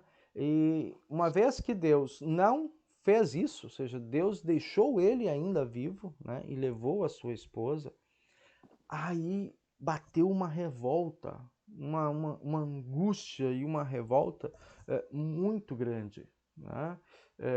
Todos que olhavam, nossa, essa pessoa tão querida, tão amável, né? Uma pessoa presente, uma pessoa carinhosa, como mãe, muito atenciosa com as crianças, né? E não que ele não fosse, né? Também sim, um marido atencioso, preocupado, tal, mas ele em si não estava se perdoando diante daquilo, né? E o seu pedido, ou seja, Senhor, deixa a minha esposa e leva a mim. Né? E por essas razões, acho que outras semelhantes a essas, em que as pessoas, então, por verem que os seus desejos, a sua necessidade de satisfação seja cumprida, né? E nesse confronto lhe é negado a sua vontade, né? Muitas vezes se rebelam contra Deus. Entendem como isso é cruz? Né? O que é a cruz do cristão? É você aceitar a missão que o Senhor te dá, carregando esse testemunho até que o Senhor te leve. Né? Quando isso acontece em nossa vida, nesse caso, por exemplo, de você pedir algo a Deus e Deus não cumprir a sua vontade, né? Não se submeter à sua vontade, isso leva algumas pessoas em desespero, ou às vezes por esse exercício, né, da mortificação da carne ser algo extremamente forte, né, profundo no exercício da vida cristã, é que optam então por abandonar a fé, por negar a existência ou negar o poder de Deus. Ah, não, se Deus não fez, é porque ele não pode, ele não é capaz. Né? Ou então porque talvez ele não exista. Né? Eu pedi, ele não se submeteu ao que eu queria, né? Não cumpriu o que eu havia pedido. Então, a minha razão já não aceita, ela não se submete mais, ela se rebela contra esse Criador. Né? Enquanto eu estou falando aqui, eu me lembrei da cena que foi o mote do filme Deus Não Está Morto 1. Né? O professor de filosofia que levava para suas aulas, para sua matéria, a discussão Deus está morto. Né? Por que Deus está morto? Porque ele, particularmente, na sua história, na história da sua existência, teve um momento, uma experiência traumática em que a sua mãe doente, ele clamou, pediu, né, para que a mãe permanecesse viva e Deus a levou consigo. Né? Algo semelhante, e agora no mundo real, aconteceu com o C.S. Lewis. Né? O Carl S. Lewis, ele teve isso também. Ele era cristão anglicano, abandonou a fé, uma vez que a sua mãe faleceu, depois a sua esposa também teve um problema sério de saúde e faleceu, e ele se rebelou contra Deus, falou, não, Deus não existe. Né? Ele partiu para um mundo primeiramente como um ateu, depois ele entrou como um espiritualista, mas magia negra e tudo mais, até que ele foi sendo convencido, ou seja, Deus, voltando aqui para esse mandamento, para essa petição, a vontade de Deus é feita sem a nossa prece. Ele não se submete à nossa vontade. Quando isso acontece, né, é motivo de honra e glória a Ele. Também não é benefício ou mérito da nossa parte. Eu estou trazendo isso aqui, são exemplos, né, de quão importante eu considero essa petição. Exatamente essa vida sob a cruz. Nós estamos num mundo de muito self-service, né? Um mundo que é como se fosse uma grande prateleira de serviços que nos são oferecidos, tanto serviços comerciais e tudo mais, né? Também serviços espirituais. Né? Você né, encontra o seu ser amado em 3 semanas, né? Não sei o que, não sei o que. o mundo inteiro se desdobra, né? Dá a entender que o mundo inteiro se desdobra à sua vontade. E se o seu amado não quiser voltar, cara? Ele é obrigado a voltar contigo, né? Não quer, mas não, é dado essa intenção, essa compreensão de que o mundo inteiro vai se dobrar à sua vontade. Aí quando você chega e se defronta com essa petição na oração do Pai Nosso, né? Seja feita a tua vontade, né? Na terra, aqui, onde eu estou, como ela é feita no céu. Ou seja, que também, como os anjos se submetem à tua vontade, que eu também me submeta à tua vontade. Então, esse é um exercício profundo, né, da nossa fé, da vida cristã, como nós, quando oramos o Pai Nosso e nessa petição seja feita a tua vontade, como que esse exercício da cruz, né, se mostra presente em nossa vida. E às vezes a gente não se dá conta quando nós estamos digamos, em maré baixa, né, em calmaria. A gente faz a oração, seja feita a tua vontade na terra como o céu, e continua. E quando de fato nós somos desafiados numa situação extrema, numa situação de vida ou morte, né? De uma encruzilhada existencial, essa petição, ela de novo, aí ela se manifesta como algo, como a gente diz, né? Como um divisor de águas entre uma fé sustentada em Cristo Jesus ou uma fé sustentada em vontades humanas, né? Em ensinos, né, que valorizem muito mais aquela questão da massagem do ego. Tudo tem que ser feito como eu quero, né?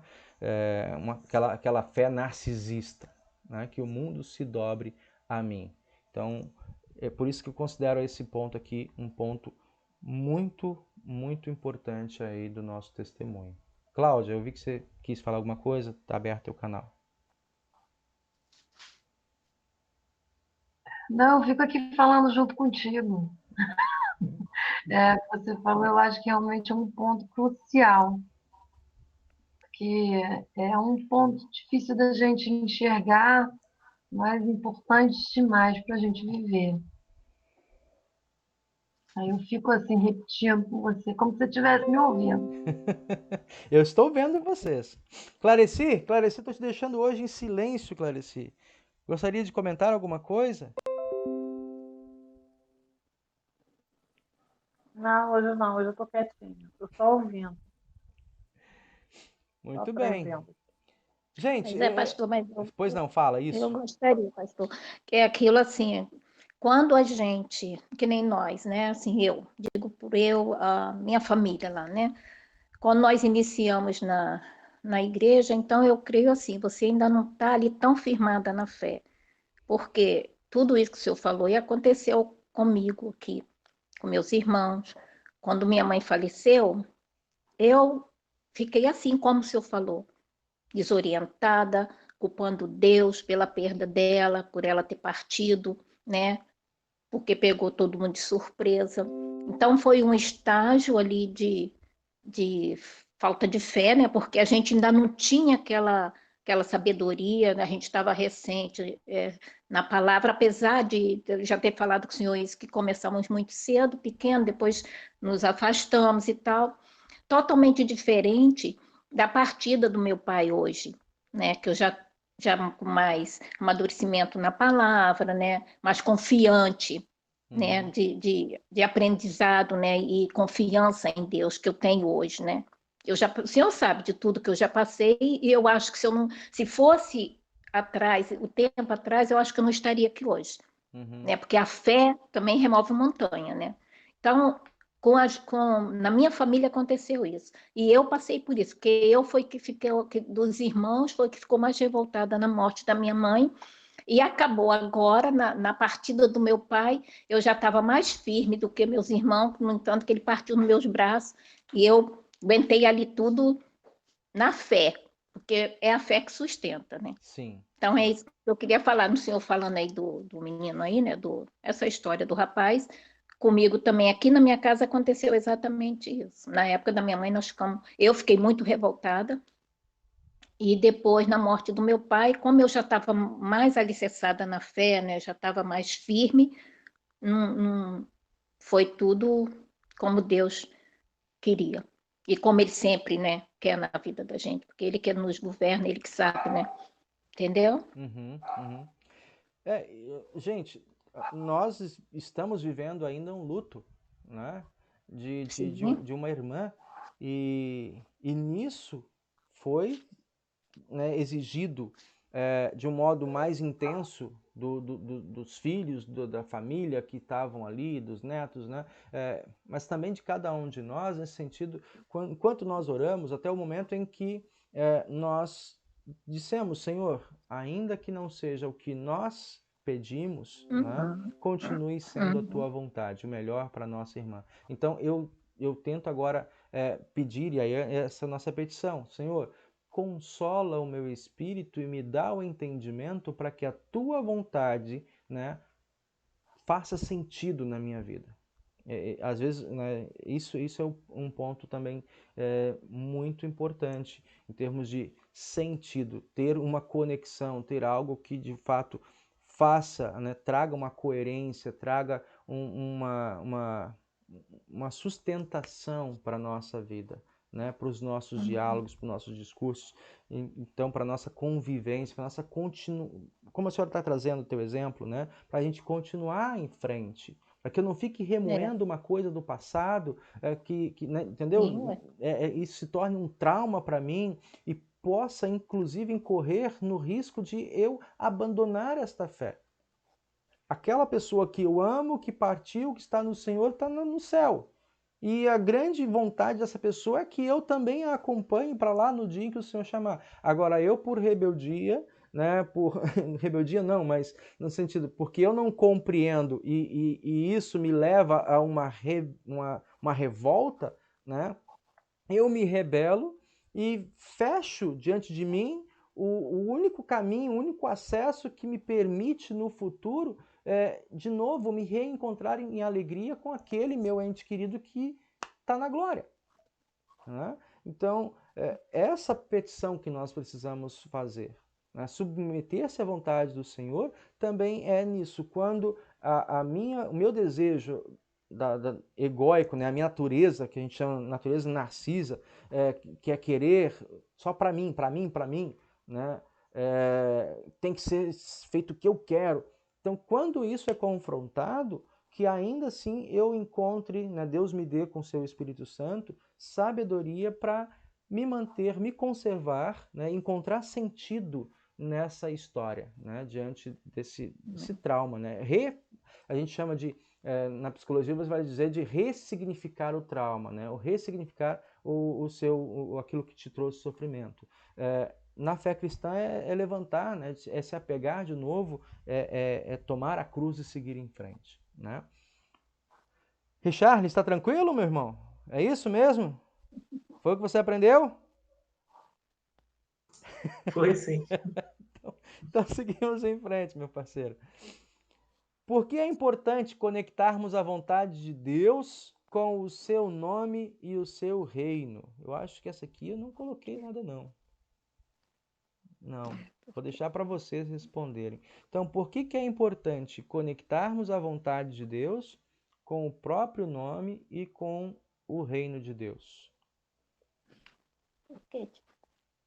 Richard, gostaria de dar um pontapé inicial? Bom, tô raciocinando aqui ainda, peraí. Não veio cola essa pergunta. Mas assim, que é importante conectarmos todas essas três questões não simplesmente, né? Acho que simplesmente. Mas por tudo aquilo que nós sempre confessamos, né? Nós sabemos quem é o nosso Deus e quem nós somos.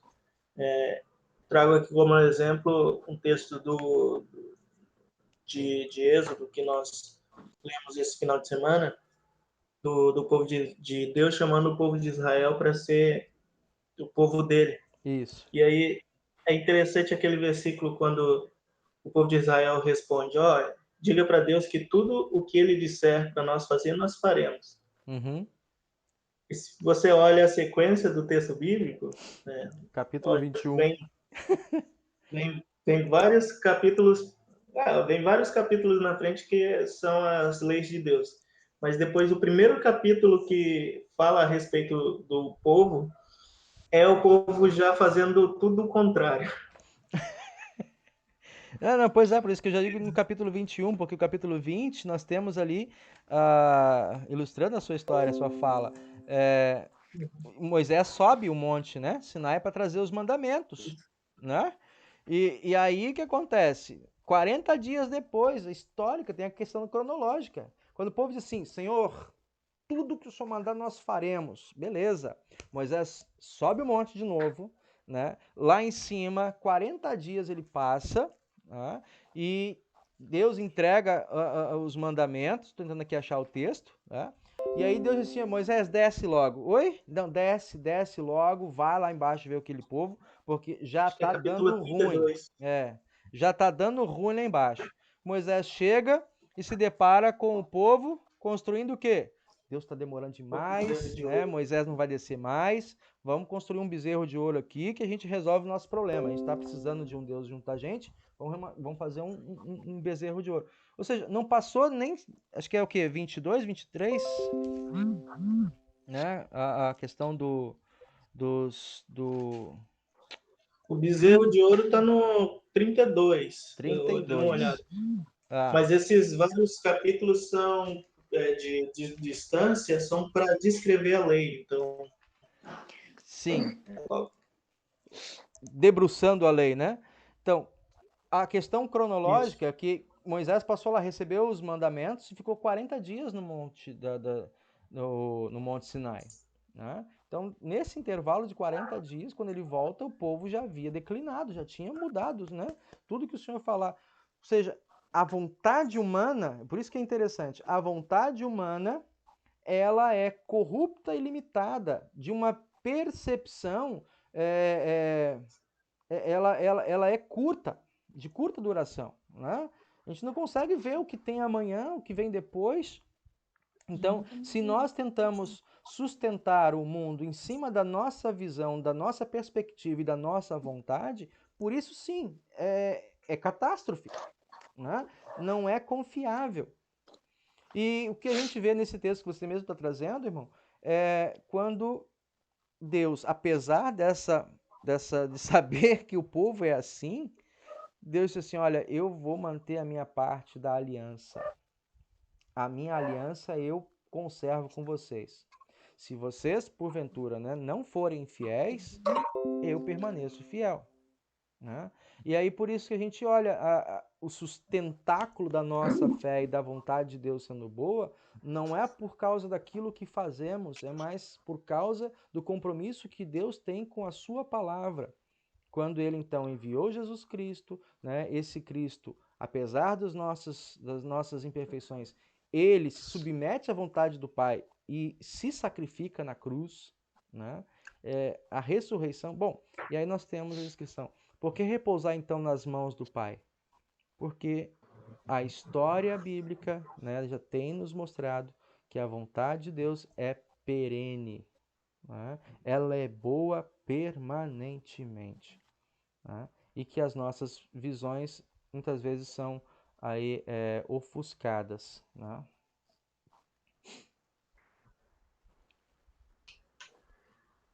Podemos aqui 10. Eita. O que é e onde surge a cruz na vida do cristão? Ah, essa aqui é barbada. Eu já falei, já dei uma dica para vocês. Eu já soltei aqui na pergunta anterior. O que é a cruz do cristão? E onde ela surge? Vamos à primeira parte. O que é a cruz do cristão? Eu já expliquei outras vezes, né, mais ou menos como eu entendo também. Não é uma questão absoluta. Mas Eu digo o seguinte, a cruz de Cristo era aquela madeira atravessada nas costas? Será que era só aquilo? A cruz de Cristo era carregar consigo todo o pecado humano. Então, não acredito. Uhum. E aí quando ele diz assim, quem quer vir após mim, tome a sua cruz e siga-me. Qual é a nossa cruz? Tem que carregar o pecado de alguém? Não, então a nossa cruz não imita a cruz de Cristo. Mas tem uma relação. Uma dica que eu sempre dou a todos é quando Jesus chega na quinta-feira santa e na sua oração lá no Getsemane, ele fala, Pai, se possível, afasta de mim este cálice de sofrimento. Contudo, não seja feito o que eu quero, mas o que tu queres. Qual foi a cruz de Cristo? A cruz de Cristo foi submeter-se à vontade do Pai para o que era necessário, né? Para cumprir o propósito maior, a salvação de cada um de nós. Essa foi a cruz de Cristo. E o Richards colocou. Um dos aspectos dessa cruz foi suportar o castigo pelos pecados de todas as pessoas. A cruz de Cristo começou quando ele negou a sua majestade e se fez fecundar lá por Maria. Na concepção lá no Espírito Santo, no ventre de Maria. Começou ali. Anulou a si mesmo, para que haja salvação do Richards, do Ellison, da Cláudia, da Clarici, né, da família Onesorg. Para que haja, primeiro eu tenho que me submeter aqui, como um feto. Então começa ali. Então essa foi a cruz de Cristo. Dá dicas para nós. Qual é a nossa cruz?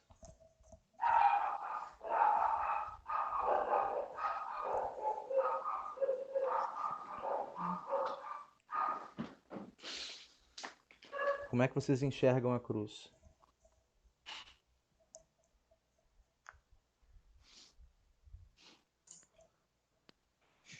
Talvez essa nossa vontade cativa, esse nosso desejo de descumprir a pureza da lei de Deus. Eu pensei também por esse lado, né? O velho homem, que a gente só vai conseguir se libertar quando estivermos realmente na glória. Por diversas vezes você não. Como é que Paulo falou? O bem que eu quero, O bem esse que eu eu não quero não faço. faço, mas o mal que eu não quero, esse eu faço. Miserável homem que sou, a cruz aí. É. Miserável. Percebem? E a gente, quando toma essa compreensão, vocês provavelmente vão ter isso, né, diante de vocês. Quando alguém diz assim, ai, minha cruz está pesada. Por quê? Ah, o marido é isso, é aquilo, aquilo outro, né? Ah, os meninos não obedecem, não sei o que, não sei o que, não sei o que, não sei o que. Ai, minha cruz, como é difícil, né?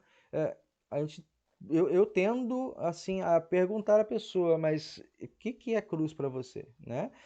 Não é o sofrimento que a gente tem por uma dor crônica, às vezes um filho que é rebelde, ou às vezes um esposo ou uma esposa que são descrentes, né? Isso não é necessariamente cruz. Porque sofrimentos semelhantes aos nossos são enfrentados também pelos ímpios, né? O Covid era tão bonzinho, agora pegou o Covid, tá? Que cruz. Não, isso não é cruz, né? Os sofrimentos que advêm sobre justos e injustos, sobre cristãos e não cristãos, isso não é cruz. Isso são fatalidades, né, pela nossa condição de humanos. Cruz é quando eu sou desafiado, né, confrontado com a minha vontade, e o Richard colocou bem, a vontade cativa, né? Essa vontade cativa é um termo de Lutero, essa vontade que não está mais livre, Tá? Antes, na verdade, ela nunca está livre, né? Para Lutero, a vontade nunca é livre. Ou você está cativo pelo pecado e a sua vontade, então, é contra Deus, você vai fazer a vontade do mundo, da velha natureza, né? Ou, quando ele vai buscar agora a palavra, concepção de Lutero de vontade cativa, é essa vontade que agora foi libertada do pecado, né, do diabo, do poder do diabo, ele vai dizer, não da influência, mas do poder do diabo, e agora ela está cativa em Cristo. Ou seja, uma vez que eu fui libertado por Cristo do diabo, eu quero servir a Ele, e a minha vontade está cativa a esse Senhor, né, fazer aquilo que lhe agrada. E isso é a nossa cruz, porque nós vamos militar contra a velha natureza, até que o Senhor chegue, até que o Senhor manifeste o dia derradeiro, ou até que Ele nos tire desse vale de lágrimas. Né? E quando que começa? Essa é barbada. Quando começa a nossa cruz? Eu nasci. No batismo, No batismo! Muito bem. Né? O doutor Martim Lutero, ele foi assim, ó, muito sábio. A gente nos nossos dias não discute muito isso, né? Ele fala assim, paz. É no Também acho. batismo, é no batismo. Ele diz assim, Lutero diz assim, pais, quando, é importante que saibam isso, quando vocês levam vosso filho ao batismo, estão tomando para ele um inimigo ardiloso, né? Sagaz, e por isso, né, de grande perigo. Porque o diabo não fica contente quando aqueles que ele tem, digamos, por natureza, lhes são tomados. Então nós temos e tomamos para nossos filhos um inimigo, né? Com grande maquiavélico, né? Maldade e tal, e que luta para nos tomar de volta para o seu reino. Então ele vai dizer isso, o diabo é inimigo e está presente ali na hora em que a criança é tomada das suas mãos para ser colocada nas mãos do Senhor. Então, há um inimigo sério e verdadeiro. Batismo não é simplesmente um rito cultural, é uma coisa que se faça porque é da tradição. Não, não, não. Existe, né, uma luta forte no momento do batismo. E isso tem que ser tomado a sério. Mas ele vai dizer, por outro lado, isso é lei, né? Isso para Lutero é lei, ou seja, não, se vocês não estão cientes ou não estão dispostos a lutar contra as ciladas do diabo, né? Então não batiza, deixa na mão do diabo mesmo que ele vai. Nesse sentido, eu gosto um pouquinho do Lutero, que ele é meio. Ele chacoalha. Porque ele vai dizer assim: não, se você quer levar o batismo de maneira para brincar de santidade, para brincar de vida cristã, então não brinca não, pega, deixa logo na mão do diabo e pronto, que ele não vai arrumar problema.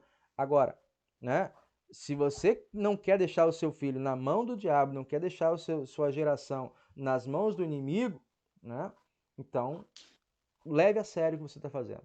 O batismo é o início de uma luta, tá, contra o diabo e as potestades do mal. Porém, aí vem o evangelho, né? Lutero sempre tem que trazer o evangelho.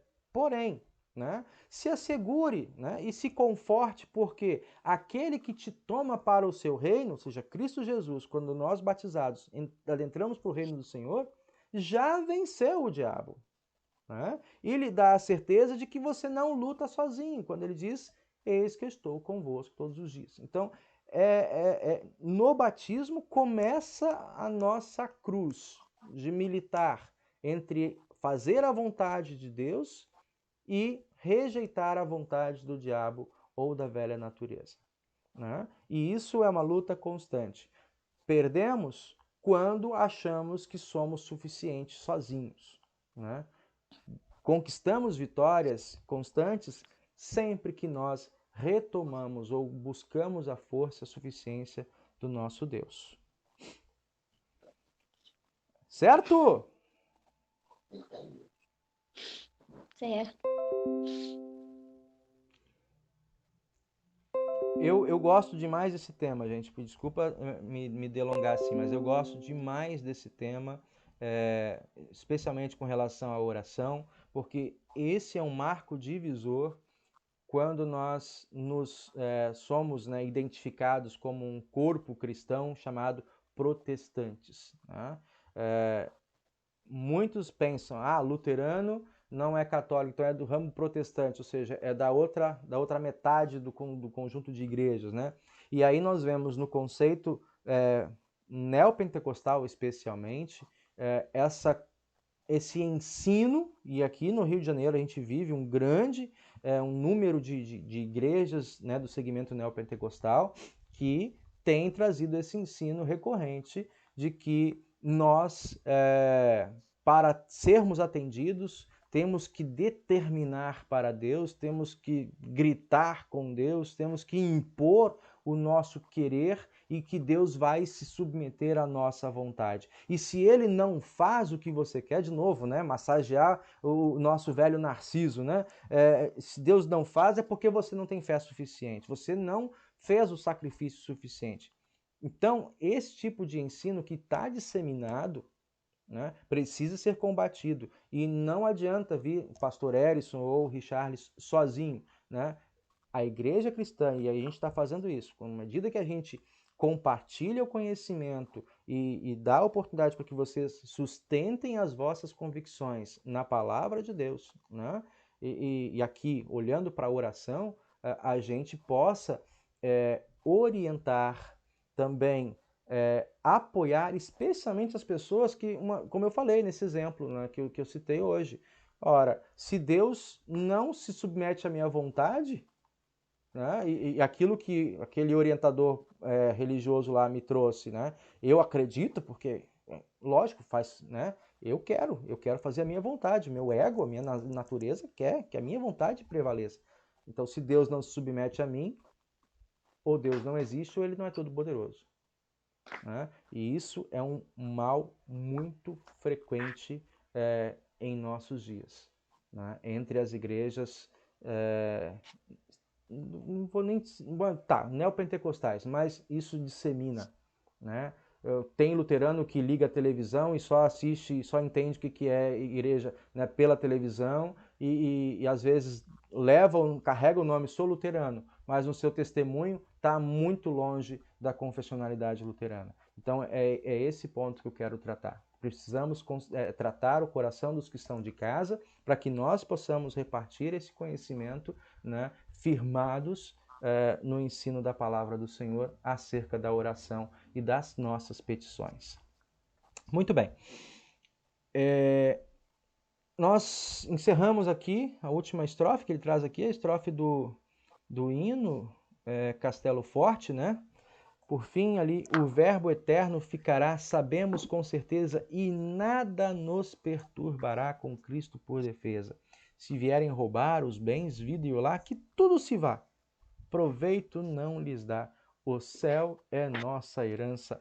Lutero, nesse sentido, está sabendo que escreve para nós, né, a partir do Salmo 146, do Salmo 46, perdão, essa segurança de que, ainda que a minha vontade, né, seja frustrada, a vontade de Deus para com a minha vida perdura. Né? O maior tesouro que nós temos em termos de reino de Deus não é o reino neste mundo, o céu neste mundo. Eu tenho as alegrias do céu aqui, mas não é aqui. Né? A nossa morada é no além. Né? Então lá a plenitude de todo o gozo e a promessa do Senhor. Amém? Vamos então seguir em frente aqui com o nosso cancioneiro, trazendo aqui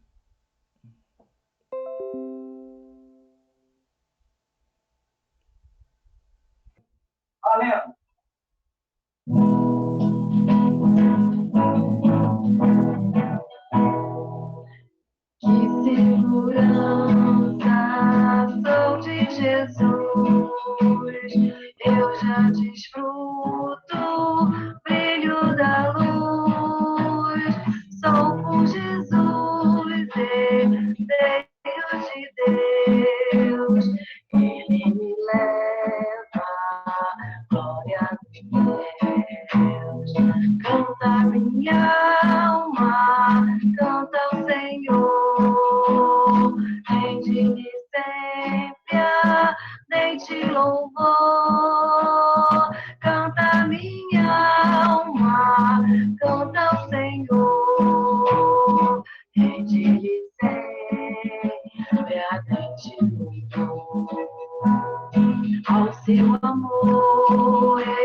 me submeti. No coração a paz eu senti, anjos descendo, trazem dos céus, Deus imenso amor de Deus. Canta minha alma, canta ao Senhor, em diligência, em te louvor. Canta minha alma, canta ao Senhor, em diligência, em te louvor. Sempre vivendo em seu grande amor, sinto alegria em meu Salvador, com esperança vivo na luz, porque bondade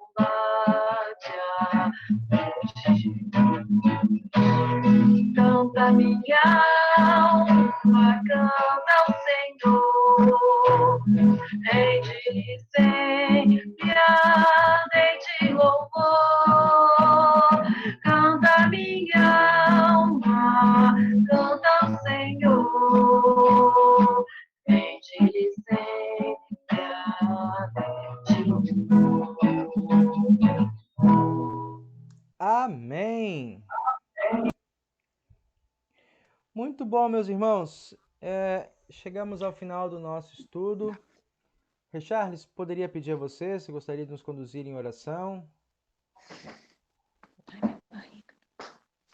Alguém Claro. gostaria de colocar, então, antes de nós seguirmos? Nosso querido Deus, nessa noite nós estamos aqui reunidos em Teu nome para podermos refletirmos, aprender sobre a Tua palavra, sobre a nossa vontade e a Sua vontade. Meu querido Deus, assim, nessa oração nós te pedimos que esteja com Teu Santo Espírito a habitar cada um de nós, para que possamos sempre nos achegar diante de Ti como filhos Teus, tendo a certeza de que Tu está conosco. Assim, nessa noite, nós trazemos aqui as nossas petições, os nossos agradecimentos e nossas intercessões.